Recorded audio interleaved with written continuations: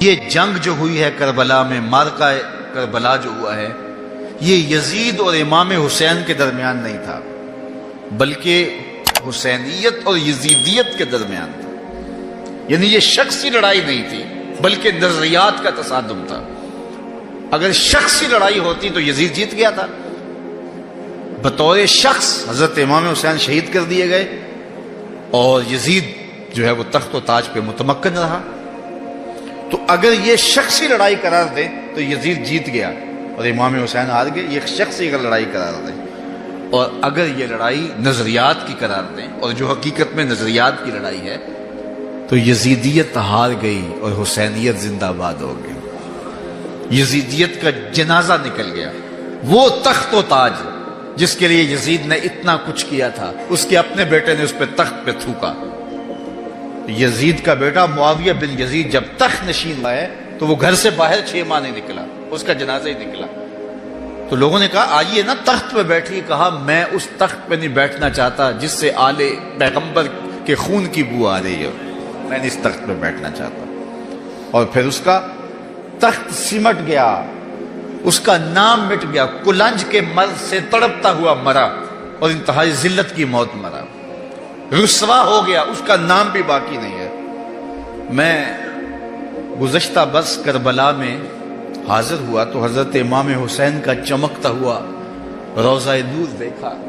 وہ لمحے بڑے دردناک تھے جب ہم کربلا میں پہنچے اور رات کا موقع تھا، تو ہمارے ڈرائیور نے کہا کہ یہ نہر فرات ہے، وہ نہر فرات جو چمکتی رہی اور جس کی لہریں اچھلتی رہیں، اور کربلا کا یہ مقدس قافلہ پیاسا رہا۔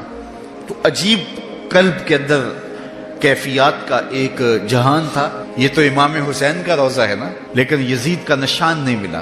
میں نے تاریخ کی کتب میں ڈھونڈا کہ یزید کی قبر کہاں ہے، تو مجھے تاریخ نے بتایا مزبلہ دمشق، دمشق کے اندر کوئی جگہ ہے جہاں لوگ کوڑا پھینکتے ہیں، تو اس کوڑے کے نیچے کہیں یزید کی قبر ہے۔ نشان بھی نہیں ہے کہاں ہے، لیکن اتنا پتہ ہے اس روڑی کے نیچے یزید کی قبر ہے۔ یزید کی قبر مزبلہ دمشق میں، اور امام حسین کا قبضہ آج بھی کربلا پہ۔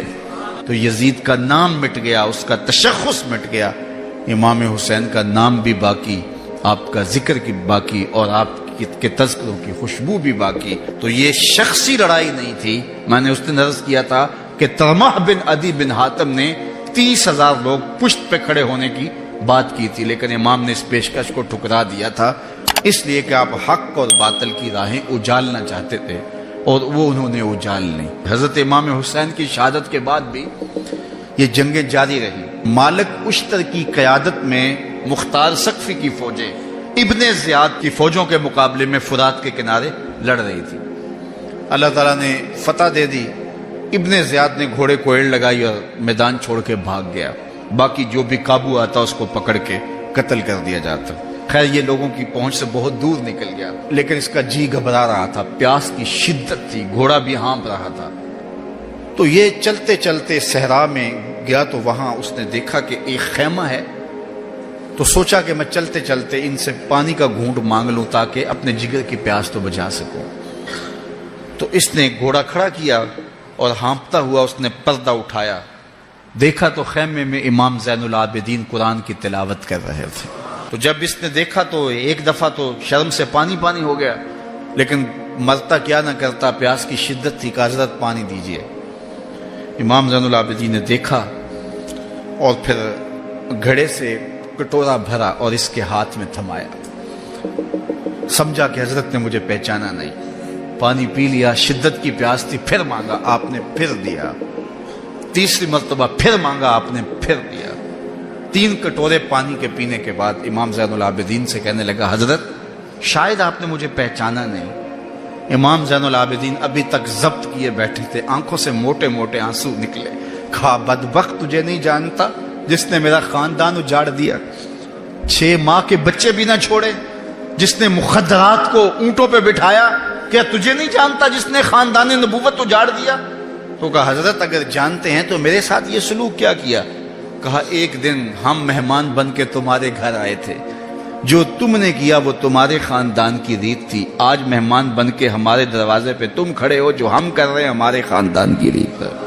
تو یہ شخصی لڑائی نہیں تھی، یہ نظریات کا تصادم تھا۔ تو امام حسین رضی اللہ تعالیٰ عنہ جو چاہتے تھے وہ ہوا، حق اور باطل کی سرحدیں بالکل واضح ہو گئیں، نہ یزید کا وہ ستم رہا، نہ زیاد کی رہی وہ جفا، رہا تو نام حسین جسے زندہ رکھتی ہے Karbala. Subscribe now and press the bell icon. Never miss an update.